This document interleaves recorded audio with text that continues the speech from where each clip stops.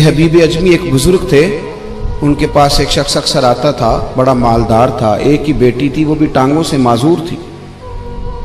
तो आप अक्सर उसको कहते कि तू तौबा कर, अल्लाह की बारगाह में रुजू कर। एक वक्त ऐसा आता है कि फिर इंसान का जब कोई अपना नहीं रहता फिर उसे मुसल्ला याद आता है, लेकिन अगर मुसल्ले की आदत बचपन से पड़ जाए ना तो फिर जरा आसान होता है अल्लाह से दिल लगाना। वो अक्सर आप उसको कहते कि ठीक हो जाए, कि तो बेटी है, वो भी बेचारी माजूर है, तो कहाँ दौलत ले जाएगी। आज करता हूँ, हम तारीखें देते रहते हैं ना अल्लाह ताला को माज़अल्लाह के रमज़ान से मैंने नेक हो जाना है, उम्रा करके आऊँगा तो फिर मैं पक्का नमाजी हूँ। खुदा के बंदो, किसने तुझे बताया है कि रमज़ान तक तू जिंदा रहेगा? किसने खबर की कि उम्रा करने तक तू बचेगा? हजरत हबीब अजमी उसको कहते तो कहता बड़ी जल्दी ठीक हो जाऊंगा। एक दिन सवेरे सवेरे तौबा करने आ गया। आपने फरमाया क्या हुआ? तो कहने लगा हजरत जी कल एक 15 साल का नौजवान मिला है और मुझे तौबा करा गया। मजा ही इस उम्र में अल्लाह अल्लाह करने का। नबी करीम से मोहब्बत भी करनी हो तो यही उम्र है। इश्क लगा सी खेडा खेड दी नूं ते फिर मैनू खेडा भुल गईयां। कज्जल पाया सी मैं यार दे वेखणे नूं, फिर ओदी याद विच रोंदियां ही डुल गईयां। हैदर शाह इस गली कदे न रुलदी, पर हुण ते रुलदी रुल गईयां। जिन लोगों ने अबू जाल को कत्ल किया था उनकी उम्र भी 15 साल थी। हम तो बड़े ही नहीं ना होते सारी जिंदगी, ना हमें को बड़ा होने देता है, हम बड़े ही नहीं होते। यही तो उम्र है कुछ कर गुजरने की। 15 साल का नौजवान तौबा करा गया। तो हजरत हबीब अजमी कहने लगे वो कैसे? कहने लगा हजरत जी मैं कल मंडी गया था, मुझे कुछ सामान खरीदना था, तो बगदाद के बाजार से मैंने मछली खरीद ली 10 किलो, बाकी भी सामान तब खुद ले जा नहीं सकता था। तो मजदूर आपको पता है बेचारे आज भी सड़कों पे बैठे हैं। तो मजदूर बैठे थे तो उनमें एक नौजवान 14-15 साल का, चेहरे पे बड़ी रोशनी। मैंने उसको कहा बेटे मजदूरी करोगे? कहने लगा हुजूर मजदूरी भी करता हूँ, पढ़ाई भी करता हूँ, और जो अल्लाह को मंजूर हो उसकी इबादत भी करता हूँ। मैंने उसे कहा कि ये मेरा सामान है फलां जगह पहुंचाना, क्या लोगे? कहने लगा 3 दिनार मजदूरी। सौदा तय हो गया, उसने सामान उठा लिया। कहते हैं रस्ते में जोहर का वक्त हो गया। कहने लगा चचा अगर इजाजत दो तो नमाज पढ़ लूं। 15 साल का जवान। कहते मैं रख के ना वहां सामान तो फट्टे पे बैठ गया, वो नमाज पढ़ने चला गया। बाकी लोग देर से आए, वो बच्चा जल्दी आ गया। मैंने कहा बेटे आप जल्दी आ गए? कहने लगे नफल छोड़ दिए, आप यही ना समझ लें कि काम चोर है, मैं बाद में पढ़ लूंगा। कहते हैं वो दोपहर का वक्त, रमजान भी नहीं था, मैं उस बच्चे को नौजवान को घर ले गया और मैंने अपनी बीवी से कहा कि बड़ा नेक है, नमाजी है। और रास्ते में ये भी हुआ है कि मैंने उसे एक दफा कहा है कि ये मुझे थोड़ी देर के लिए दे दो, गर्मी बड़ी है, तुम्हें पसीना आ रहा है, मैं उठा लेता हूं। कहने लगा नहीं चचा मैं रिस्क हलाल खाता हूं, अगर आप उठाएंगे तो मैं 3 दिनार मजदूरी पूरी नहीं लूंगा, फिर पैसे कम करूंगा, मैंने तय किया है कि उठाऊंगा। तो कहते हैं मैंने अपनी बीवी को बताया तो बड़ी मुतासिर हुई। कहने लगी दोपहर का खाना पक गया, उसे को रोटी खा ले। रमजान भी नहीं था। कहते मैं बाहर निकला, उसको 3 दिनार थमाए। तो मैंने कहा बेटे एक बात मेरी मानोगे? कहने लगा बताइए। मैंने कहा खाना पकाए खा लो। कहने लगा मैं माफी चाहता हूं, मैंने रोजा रखा हुआ है। हुजूर ने हुक्म दिया, हुक्म नबी करीम ने हुक्म दिया, बुखारी मुस्लिम की हदीस है।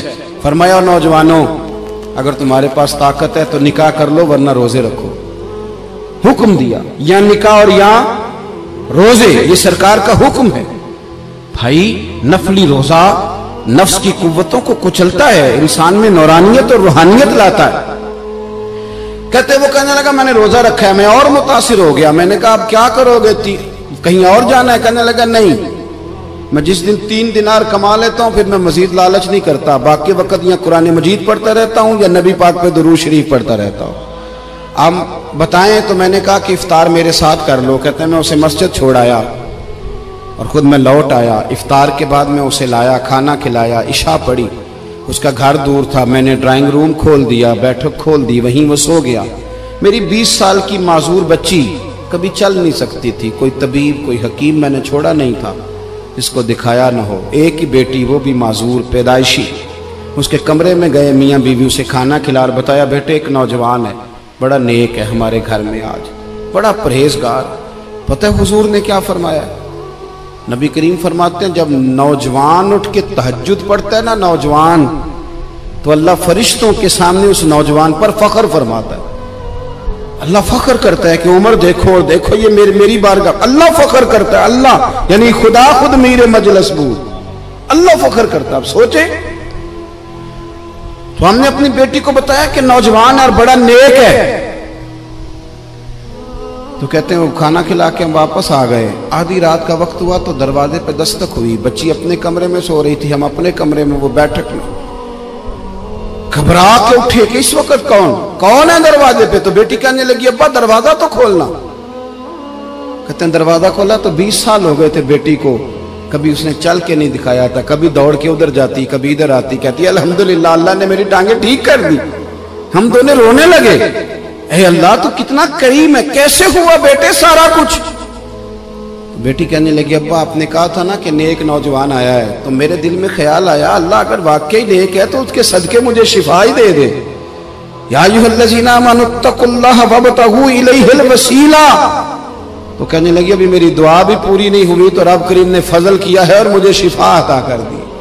کہتے ہم دوڑ کے اس کے کمرے میں گئے, اور جب ہم نے ہاتھ رکھا تو دروازہ پہلے سے کھلا تھا. ایک خط چھوڑ گیا تھا. آج کل کے پیر کی کرامت ہوتی تو فیس بک پہ دے دیتا, باقیوں کو بھی ذرا بھول پتہ چلے.